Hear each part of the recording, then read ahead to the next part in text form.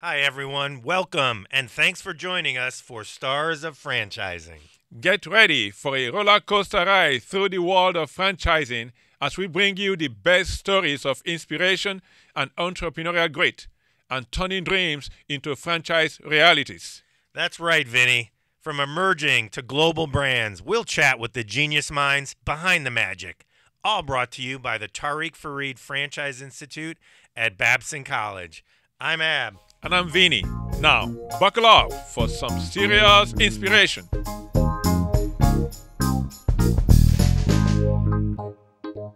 Really excited to have a member of the Babson family and alum, Alex Faigel, here to join us and tell us his story. Welcome, Alex.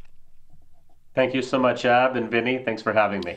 Appreciate it. Well, we're going to kick it off, Alex, with a question we love to ask our guests for our audience to understand who you are and tell us a little bit about your why and what caused you to do what you do and a little bit about your journey. Yeah, so I was born. I was born in Russia. I'm a first-generation immigrant to this country, and so when our parents brought us here at the age of 2.5, and my sister was a few years older, they made it very clear to us that they left everything and a full life in Russia to come here for an opportunity for their children to be successful, an opportunity that didn't exist there.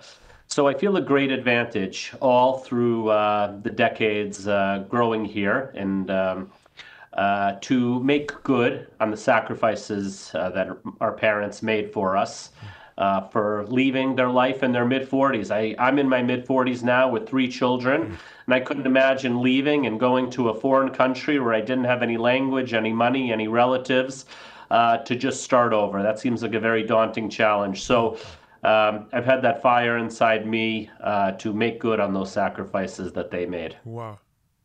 Wow. Alex, let's start about maybe your entrepreneurial journey. Okay, you finished your undergrad 1999, and here we are today speaking with Alex. Tell us what have you done? What's the why? What's the why behind what you're doing, and what has brought you this far in your journey? Yeah. So when I was at Babson, my parents told me after I maxed out on all of the college loans I could take, they said that they would help to pay for the remaining tuition. I still remember, I think at the time it was about $6,500 a semester, if I'm not mistaken. But I would be responsible. I was living off campus. I'd be responsible for paying my living expenses. And one of the jobs that I was doing was I was typing medical reports for various physical therapists and doctors. That was a job I did at night. To make money. So I would pick up the cassettes, I would transcribe it onto paper, drop it off, and do that once a week. And they would need that for their billing, etc., for their practices. After college, I approached one of the doctors who I had worked for. He was a physical therapist.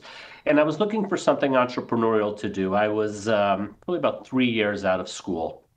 I worked for a large firm for 1 year, a market research firm. I tried something else small with a college friend. And then ultimately, I approached one of my old contacts who I was typing medical reports for. And I told him I was looking for something entrepreneurial. He knew my sister was a dentist. And he introduced me to dentistry and said, why don't you take a look at this? Take a look at this business. And in hindsight, it feels reckless. I hired a dental broker. I worked for 2 days behind the counter, behind the front desk, where my sister was associating at the time, and learned how to run a dental front desk for a whole 2 days, and purchased this office in East Boston, Massachusetts, our first dental office in the company back in 2004. I had an apartment in Brighton where I was living. I maxed out a home equity line of $150,000 for this apartment and purchased this practice from a retiring 35-year dentist. Had a full 2 days of experience in managing dental at the time. Wow. And I set off on this journey. It took me about 18 months to learn the business. Um, and I remember in January of 2006, almost 2 years later, I opened up the second location. And that was a location we opened from scratch. So I leased a space, built it out, hired a dentist, I still remember, having our first patient, and we were off and running. 6 or 8 months later, I opened a third location. And actually, at that time, we did a case study at Babson where that was an inflection point of how to grow from there.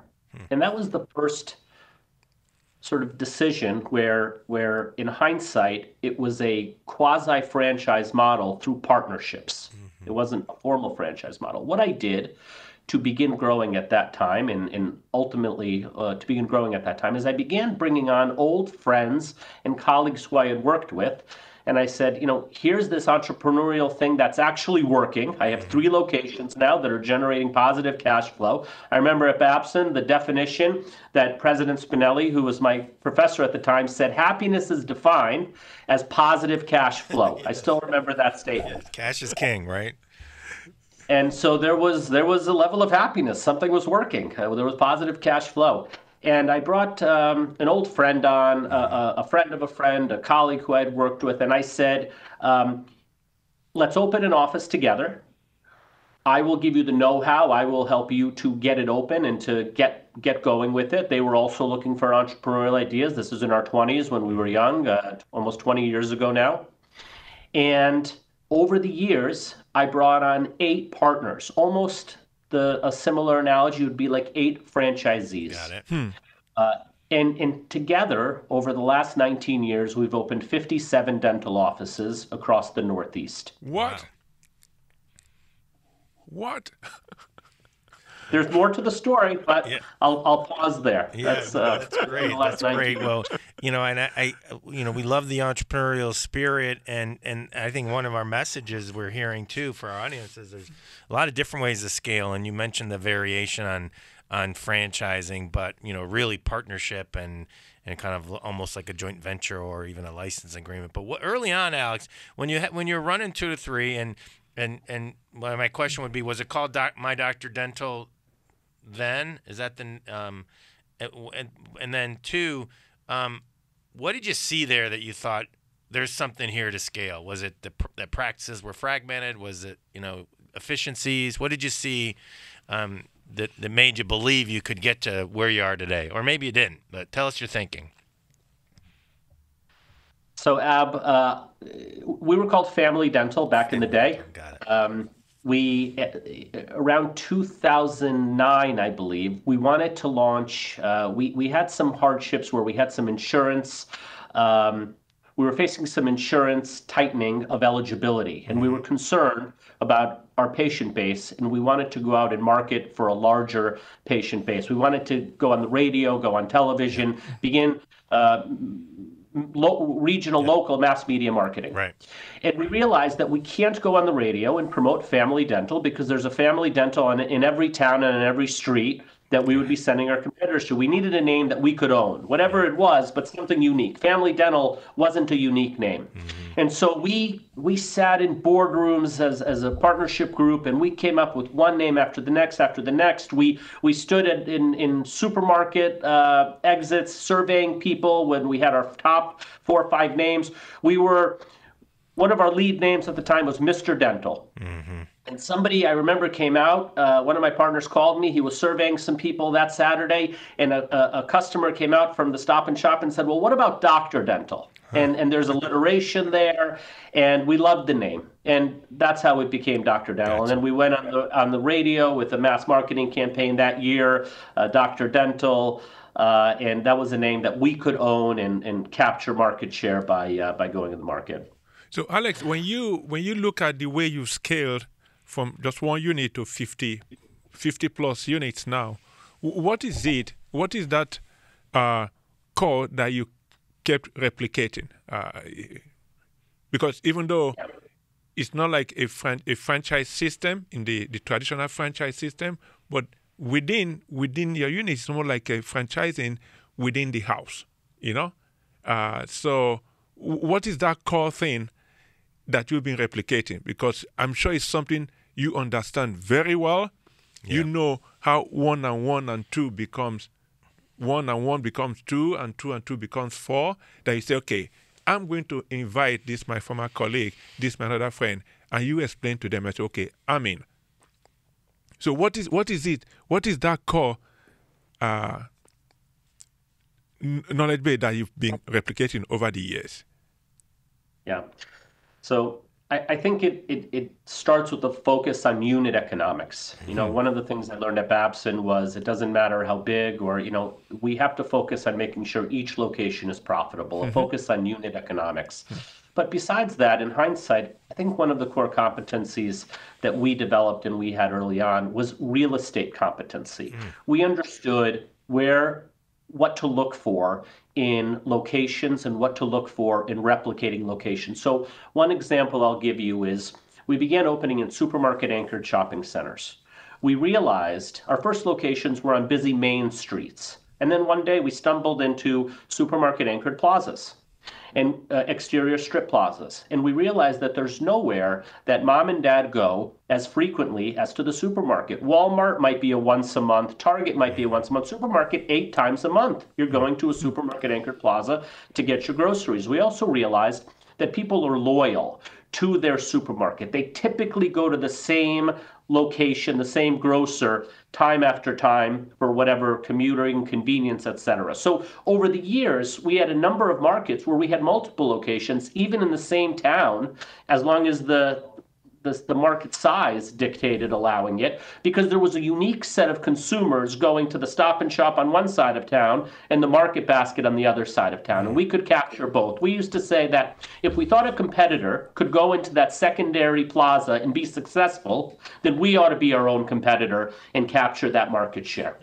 So, Vinny, I think it was a focus on real estate competency, and then it became a staffing model. It became, hiring a core staff for the office, having a strong marketing. Over the years, we did little to no marketing. And that's because we always said that our strong real estate locations, being near that Market Basket entrance, being near that strong supermarket anchored plazas, we never had any second floor locations. All retail today, you see every urgent care and every multi-site healthcare in all these busy plazas. That didn't exist 20 years ago the same way, where healthcare had retailized in that same way. So I think we were doing it before it was popular. We would open and we would have a tremendous inflow of new patients from our very first month, and we knew we were onto something. Wow. This is interesting. Great stuff. A lot of similarities to the franchise world, Alex, and how you've scaled. Love to hear your perspective on partner selection, right? As you've grown and presumably as you've shown success, you've had probably more people come to you. But talk a little bit about what a potential partner looks like for you and those attributes to be successful, because I think there's a lot of similarities to maybe franchising. So that you can ensure that you can scale the way you want to scale and there's success for everybody. Yeah. So, I think we've talked again, if we did it all over again, or we've changed models over the years. I had bought all my partners out at a certain point a few years back. So my model has changed over the years. The partnership model that I used was a great way to grow. But a challenging way to manage. How so? And so, well, it was a great way to grow because you had, similar to the benefits of a franchise model, you had all these people opening stores. I had one store opening in Massachusetts the same week as Connecticut with competent operators on site launching, and I had strong leadership to grow in a rapid manner. It's a great attribute as we know of franchising. Because I didn't have Because people weren't contractually bound to a very specific, tight operating model that allowed no leeway, over the years, people had differing needs. Some people needed more centralization. Some people needed less. Some people, decided to, use this color counter or that color counter. So over the years, it became a challenging way to manage because as we were thinking about developing centralized costs, somebody with 8 locations really needed that centralization to help them manage their business. While somebody else with 2 locations said, I want to take all the profit for myself. I don't want to put it into a centralized fund to fund centralized services. And so it became a challenging way to manage.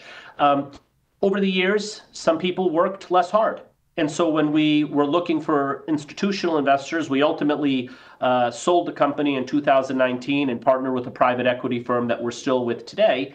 But in going to that next round of professionalization, having a partner network like this created challenges where an institutional investor, a private equity firm, was looking for a classic top-down centralized management structure that where results could be relied upon, not where somewhere someone was working harder, somewhere somebody was more checked out because they were happy with average returns, and it didn't rise to a level where we were going to separate. Obviously, we had a contractual relationship for a number of years, but those are some of the challenges. Interesting. So, Alex, benefits and challenges. So, Alex, if you look back since 1999 or maybe since 2000, 2001, what would you do differently and why if you had to do it all over again?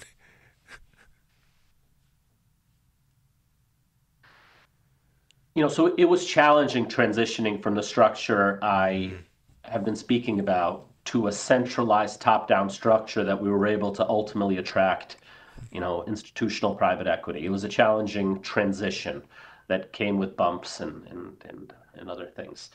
In hindsight, could I have grown to the same size had I not embarked on that type of a structure? I'm not sure. I'm not sure. And so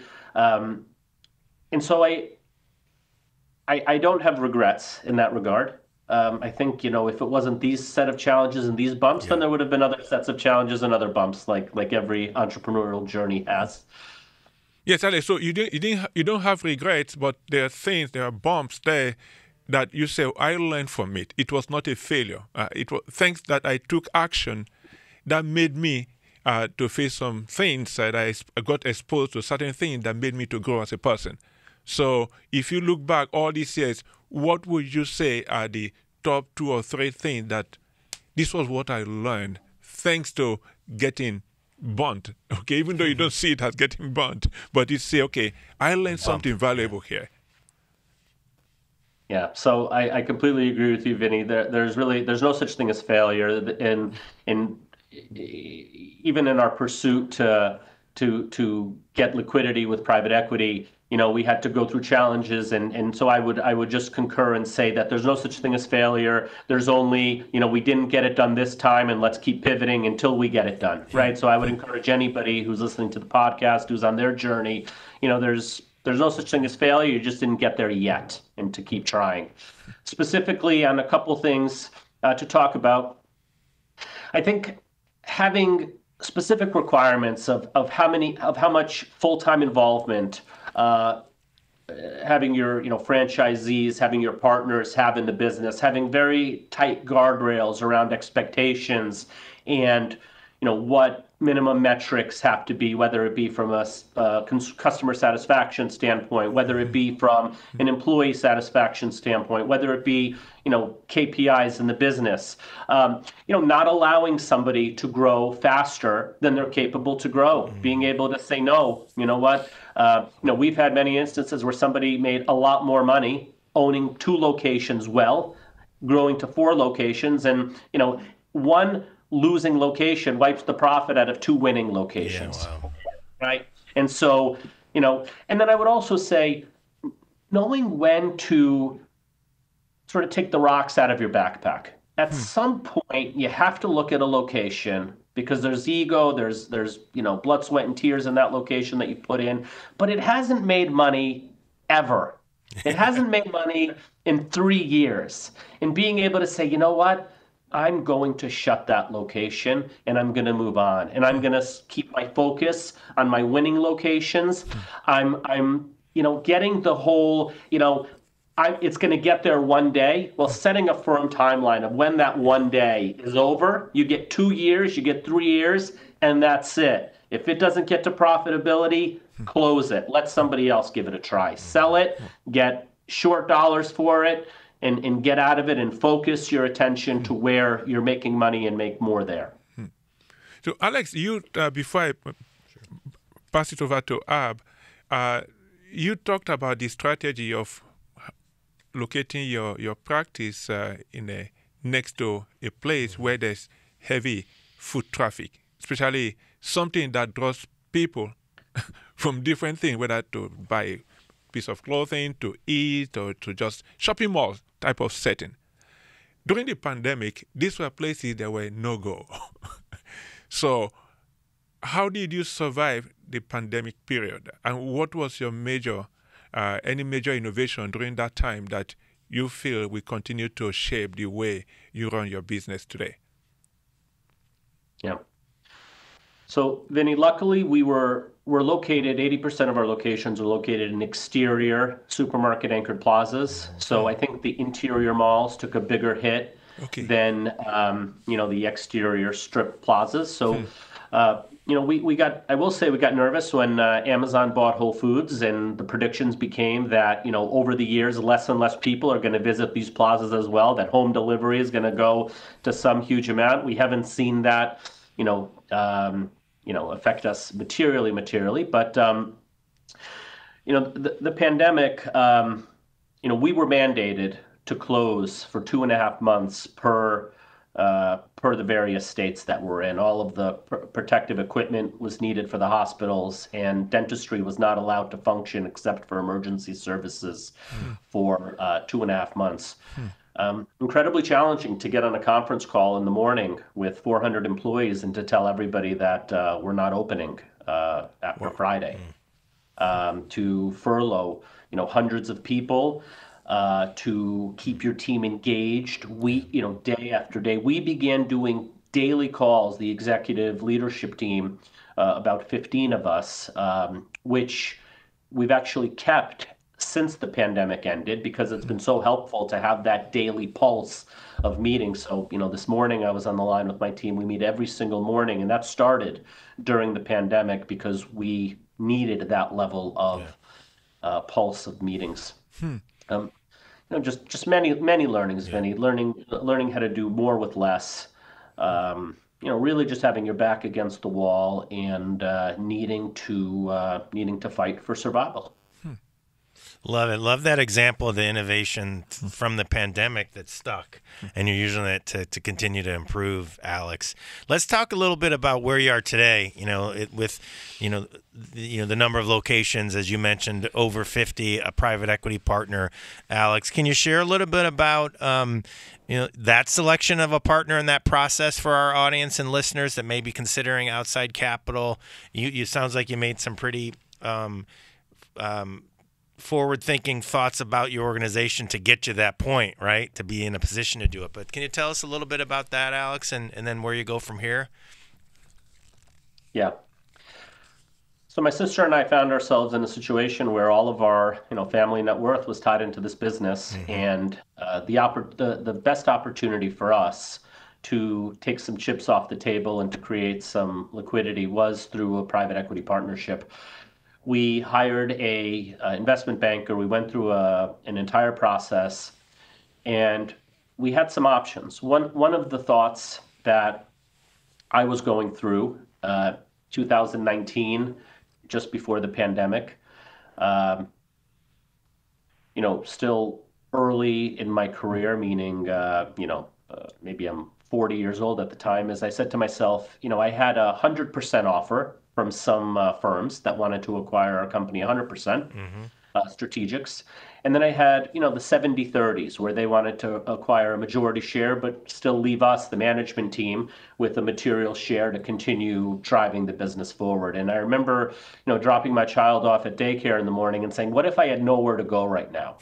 And I realized very much that, I wanted to work. I wanted to keep driving. I wanted to keep driving to the next level, and so that was very impactful for me in taking a decision of who I ended up partnering with. The other factor that I used in choosing our partner, because even there were multiple choices, was I worked with a partner that had a dental asset prior to us, and so they had just worked for about 6 or 7 years with another dental firm that they partnered with and grew, and they were in the last year of that investment, planning on selling that investment and looking at us as sort of their 2.0. Right? They Interesting. That's how they operate. Also, is they say, if we know how to do a certain sector, let's keep doing it. Right? We know what we're doing. Right? Just like I think there's a private equity firm in, I've heard Rourke, I believe, that does a lot of investments with franchises. Exactly and, right. They know what they're doing, and they have a playbook and a model that they can apply. Got it. Well, Alex, what keeps you awake at night with regards to doing business, managing growth, and making sure, again, not keeping your eyes off the unit economics in each location? Yeah. So I think what keeps me up at night is compliance risk. I think about making sure, when I think about what the fatal or what the really critical parts of the business are, it's compliance risk. It's making sure that we do the things we're supposed to do each and every day across all of our locations. I also think about how to keep key leadership. Interesting. We're in the people business. Like I've said many times before, at the end of the day, when the lights go off at night, it's 4 walls and painted walls, carpets, and dental equipment. What makes one location great versus another one average? And within the same location, we've had results be through the roof and average and go in all different directions. It's the team that we have there. Mm-hmm. And so it's, how do I retain my key leaders? How do I make sure to retain our key dentists and all of our teams and our support staff for the long term?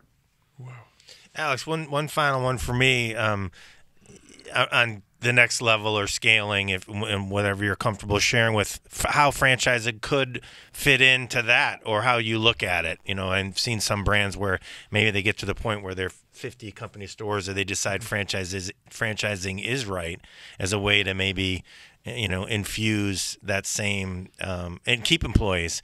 Is that on the table for you, or what do you guys think, given, as you described it, the late entrants after you pioneered it, whether it's AFC, Urgent Care, and others, that have come in? Just love your take on that, given how you were one of the first ones to locate in certain areas, and then franchising followed with some other healthcare related ventures. What are your thoughts on that? Yeah, so when I spoke to the gentleman from AFC, I visited him in Birmingham one time, and one of the things he said to me was, don't franchise with your dentists, franchise with business people. Got it. Was one of the takeaways I remember he said. And so I think there's an opportunity to franchise, certainly. I think I stepped away from a partnership model to go into a centralized top-down model. Exactly. And I think more than one business model can work, certainly. Definitely. And I love the franchise model for the type of growth that it creates and the type of opportunity that it gives the owner-operators in each respective location to thrive. Great. Wow. Vinny, just a quick one. Alex, is there any major trend in today's world, whether social, technological, regulatory, that you think is going to shape the future of the model that you currently have?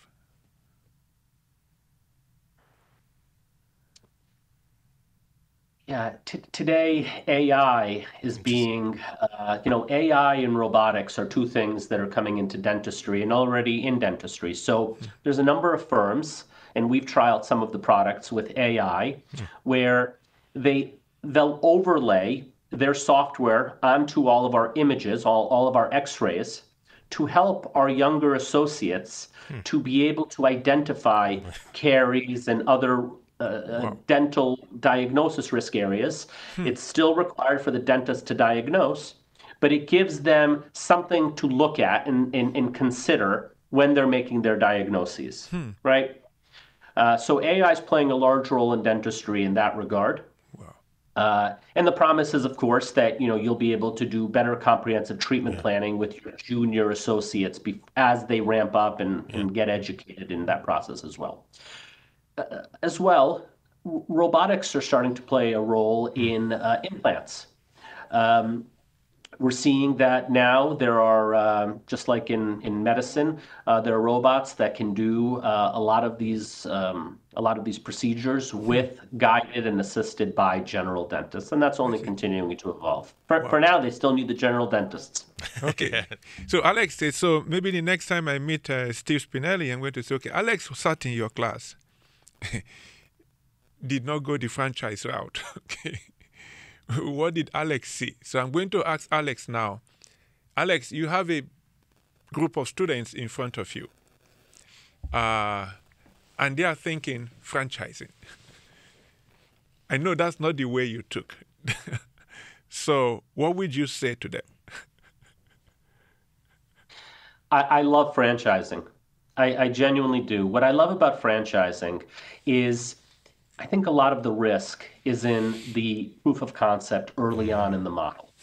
And I think if you can get past that proof of concept and take something that has unit economics demonstrated already in the marketplace, then now it's about operational excellence, and it's about execution risk, which we as Babson graduates should be able to manage. And we should be able to manage a store and manage a team. And not everybody can do everything, but for those that can,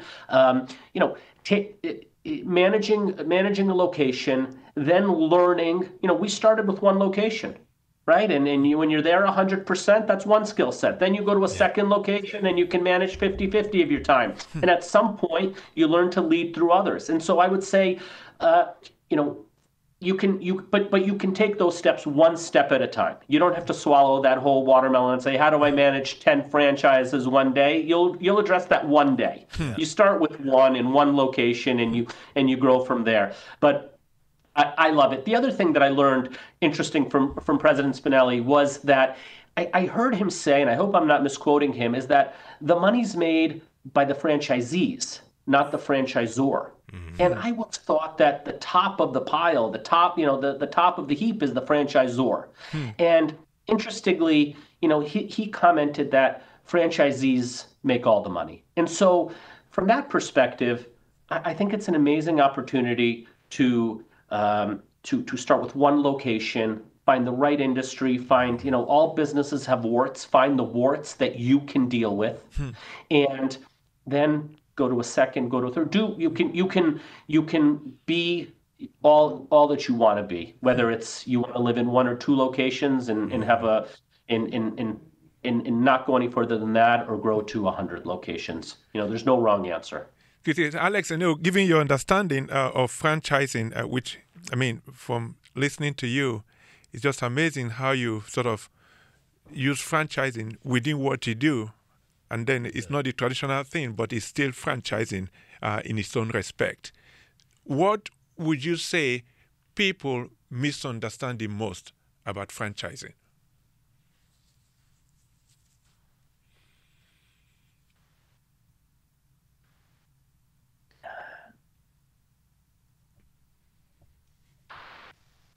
I wonder if people are looking for something perfect, or whether they think that there's something that's much, much better than something else. I think that there are better and worse businesses, but my sense is that a lot of the successful businesses have some similarities in terms of in ratio of how much it costs to open versus how much it'll make. So, if it costs $300K to open for each box, maybe that box makes $100 or $200K a year.